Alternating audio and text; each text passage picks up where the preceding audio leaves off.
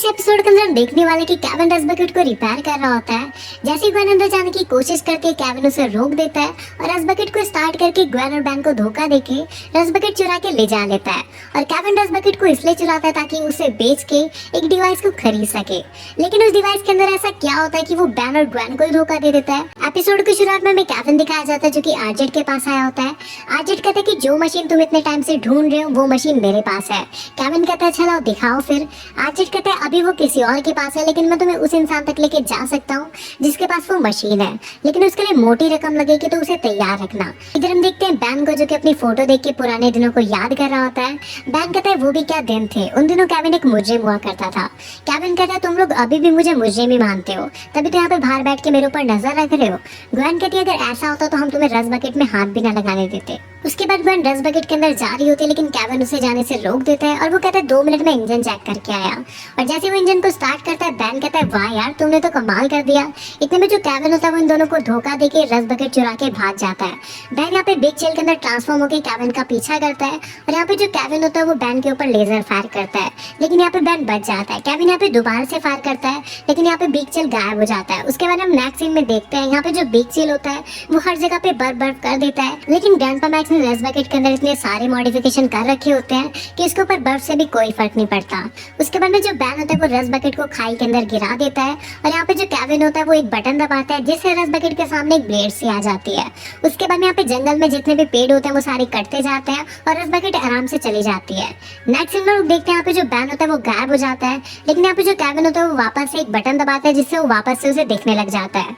उसके बाद में जो केविन होता है वो एक जाला सा डाल के बैन को वहीं पे रोक देता है। इतने में वहाँ पे ग्वेन आ जाती है और वो कहती है वाह वो तुम्हें चकमा दे के चला गया, मेरा मतलब कितनी बुरी बात है ना। बैन कहता है मुझे उसके ऊपर भरोसा करना ही नहीं चाहिए था।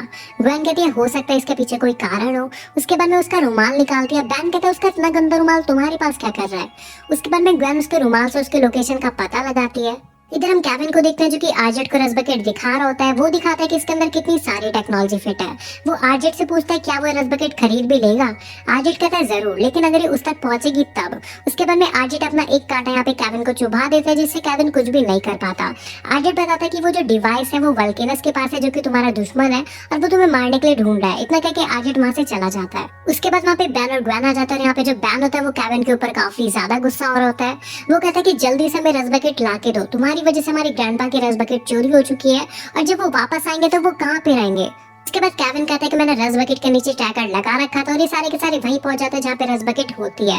लेकिन यहाँ पे जो आरजेड होता है उसने यहाँ पे इसके अंदर से सारी की सारी प्लमर टेक्नोलॉजी निकाल ली होती है, जिसकी वजह से यहाँ पे बैन काफी ज्यादा गुस्सा हो रहा होता है और वो यहाँ पे केविन से लड़ने जा रहा होता है। उसके बाद में यहाँ पे जो आरजेड होता है वो वापस आ जाता है और जैसे वो अंदर आता है वो कहता है ये चीज तो मैं भूल ही गया था। और जैसे वो बाहर निकलते हैं यहाँ पे सारे के सारे उसे घेर लेते हैं और यहाँ पे जो आरजेड होता है वो इन सबसे बच के बाहर भाग जाता है। उसके बाद जो बैन होता है वो एक्वाको के अंदर ट्रांसफॉर्म हो जाता है और वो अपने काफी सारे क्लोन बना के उसे चारों तरफ से घेर लेता है। उसके बाद में बैन यहाँ पे अपनी साउंड वेव से आरजेड को मारता है जिससे वो दूर जाके गिरता है। उसके बाद आरजेड अपने सारे के सारे जो कांटे होते हैं वो एक्वाको को मार देता है और ये सारे के सारे बेहोश हो जाते हैं, लेकिन इनमें से एक बच जाता है। इतने में हम देखते हैं यहाँ पे जो ग्वेन है वो आ जाती है और इतने में पीछे से केविन भी आ जाता है और वो ग्वेन को बचा लेता है। लेकिन इतने में यहाँ पे देखते हैं इन दोनों के यहाँ पे कांटे लग चुके होते हैं, इस वजह से दोनों के दोनों भी बेहोश हो जाते हैं। लेकिन जो बैन होता है वो अभी भी आरजेड से फाइट कर रहा होता है। आरजेड अपने कांटे से छोड़ता है, लेकिन एक्वाको अपनी साउंड वेव से उसके जो कांटे होते हैं वो रिटर्न करके उसी के मार देता है, जिससे जो आरजेड होता है वो खुद ही बेहोश हो जाता है। उसके बाद में आरजेड वापस से उठता है और यहाँ पे बैन उससे पूछता है कि बताओ यहाँ पे रस बकेट का जितना भी सामान है वो कहाँ पे है। उसके बाद केविन आरजेड से कहता है कि धोखेबाज कहीं कि तूने फिर से मेरे साथ धोखा किया। आरजेड कहता है तू कितना शरीफ बन रहा है भाई। उसके बाद में आरजेड बताता है कि इसने खुद रस बकेट को चोरी किया ताकि वो उसे बेच के एक डिवाइस को खरीद सके और सबसे बड़ा जो धोखेबाज है वो केविन ही है।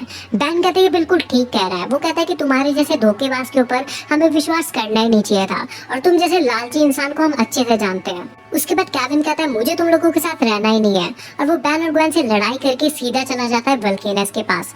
वल्केनस कहता है केविन लेविन मैं तुम्हारे साथ सौदा करूं या फिर तुम्हें खत्म कर दूं, क्योंकि तुमने पहले मेरे साथ धोखा किया था जिसमें मैं अकेला फंस चुका था और प्लमर्स ने मेरे को बहुत ज्यादा टॉर्चर किया। उसके बाद में जो केविन होता है वो कहता है कि ये जो तुम्हारे पास डिवाइस है ये डिवाइस मुझे दे दो, लेकिन मेरे पास अभी तुम्हें देने के लिए कुछ नहीं है, तो ये जो डिवाइस है इसे मुझे लेने के लिए बताओ क्या करना पड़ेगा। वल्केनस कहता है उससे पहले मुझे तुमसे मेरा पुराना हिसाब चुकता करने दो। और वल्केनस उसे एक डेडोनाइट का टुकड़ा ऑब्जॉर्व करने के लिए कहता है, जो कि सिर्फ एक ही टुकड़ा बचा होता है और वो काफी ज्यादा महंगा होता है। इस वजह से केविन जैसे उसे ऑब्जॉर्व करता है, उसके सारे के सारे नौकर उसे तोड़ने लग जाते हैं। केविन कहता है मेरे साथ कुछ भी करो, लेकिन ये जो डिवाइस है इसे बेन टेंसन को दे देना। वल्केनस कहता है तुम्हें क्यों लगता है कि मैं तुम्हारी ख्वाहिश पूरी करूंगा। बैन कहता है ये सिर्फ उसी की ख्वाहिश नहीं है, हमारी भी ख्वाहिश है। और यहाँ पे बैन और ग्वेन आ जाते हैं। उसके बाद में यहाँ पे जो ग्वेन होती है वो काफी खतरनाक फाइट करती है। इतने में यहाँ पे जो वल्केनस होता है वो बैन को यहाँ पे गोली मारने वाला होता है, लेकिन जो बैन होता है वो पीछे से गायब होके आ जाता है। वल्केनस बैन के ऊपर फायर करते हैं, लेकिन बैन उसे पूरा का पूरा ठंडा कर देता है। उसके बाद में वल्केनस बैन के मुक्का मारता है, लेकिन बैन गायब हो जाता है। बैन कहता है फालतू में अपना हाथ तोड़वा लिया ना। उसके बाद में जो वल्केनस होता है वो अपने हाथ से कुछ सॉस सी बैन के मुंह पे फेंक के मारता है। इधर हम ग्वेन को देखते हैं जो कि अपनी पावर से काफी खतरनाक फाइट कर रही होती है और वहाँ पे जितने भी छुटकुसे होते हैं उन सभी लोगों को मार देती है। इधर जो बैन होता है वो वल्केनस का जो पूरा का पूरा सूट है उसे जमा देता है और यहाँ पे जो वल्केनस का सूट होता है वो धीरे धीरे करके पूरा का पूरा टूट जाता है। उसके बाद में जो वल्केनस होता है वो बिल्कुल छोटा सा बच्चा होता है और वहाँ से भाग जाता है। और यहाँ पे जो ग्वेन होती है वो केविन को छुड़ा देती है और उसे नॉर्मल कर देती है। उसके बाद वहाँ पे बैन भी आ जाता है और बैन कहता है कि मुझे पता था कि तुम नकली गुस्सा कर रहे हो। बैन कहता है वैसे इसका क्या करना है। केविन कहता है उसे जाने दो, जो मेरा पुराना हिसाब था अब वो चुकता हो चुका है। बैन कहता है वैसे तुमने इसके लिए इतना सब कुछ क्यों किया और तुम हमें बता भी तो सकते थे। केविन कहता है मैंने पहले इतने बुरे काम कर रखे, मुझे लगा नहीं था कि तुम लोग मेरे ऊपर भरोसा करोगे। ग्वेन कहती तुम्हें अपनी पुरानी बातों को भूल जाना चाहिए। बैन कहता है अब से तुम्हें सिर्फ अपने फ्यूचर के ऊपर ध्यान देना चाहिए। और बैन जैसे उस डिवाइस को ऑन करता है उसके अंदर से एक हॉलोग्राम निकलता है जो कि उसके ग्रैंडपा का होता है। ग्रैंडपा मैक्स कहते हैं अगर तुम्हें मैसेज मिल रहा है तो तुम बिल्कुल सही जा रहे हो बैन, और हो सकता है अभी तक तुम्हें काफी सारे प्लम्बर बच्चे मिल चुके होंगे, लेकिन अभी मैं तुम्हें सारी बातें नहीं बता सकता। लेकिन तुम्हें और भी प्लम्बर बच्चे ढूंढने पड़ेंगे और तुम्हें अपनी टीम को और भी ज्यादा मजबूत करना पड़ेगा।